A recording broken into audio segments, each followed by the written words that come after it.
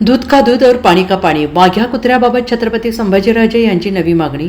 गेल्या काही दिवसांपासून रायगडावरील वाघ्या कुत्र्याच्या स्मारकावरून वाद निर्माण झाला आहे। छत्रपती घराण्याचे वंशज संभाजीराजे छत्रपती यांनी काही दिवसांपूर्वी मुख्यमंत्री देवेंद्र फडणवीस यांना पत्र लिहून या विषयाला वाचा फोडली। त्यात त्यांनी वाघ्या कुत्र्याचं स्मारक रायगडावरून हटवण्यात यावं अशी मागणी केली। त्यानंतर त्यांच्या मागणीला विरोध करणारा गट समोर आला। या विषयावर सत्य समोर आणण्यासाठी इतिहासकारांची समिती बसवा अशी मागणी संभाजीराजे यांनी केली आहे। संभाजीराजे वाघ्या कुत्र्याबाबत बोलताना म्हणाले, वाघ्या कोण वाघ्या, देशात एकच वाघ होऊन गेला, छत्रपती शिवाजी महाराज। इतिहासात कुठेही वाघ्या कुत्र्याची नोंद नाही, तर सत्य शोधण्यासाठी इतिहासकारांची समिती बसवा।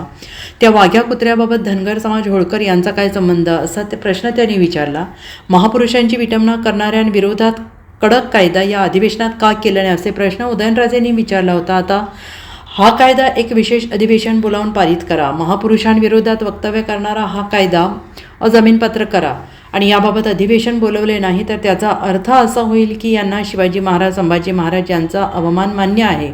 हा कायदा तुम्ही पारित केलात तर राहुल सोलापूरकर, कोरटकर सारखी लोक धाडस करणार नाहीत। या कायद्यात महापुरुषांची विटंबना करणाऱ्यांना 10 वर्षांची शिक्षा करण्याची तरतूद केली पाहिजे। Bureau report, SBN Marathi, Mumbai.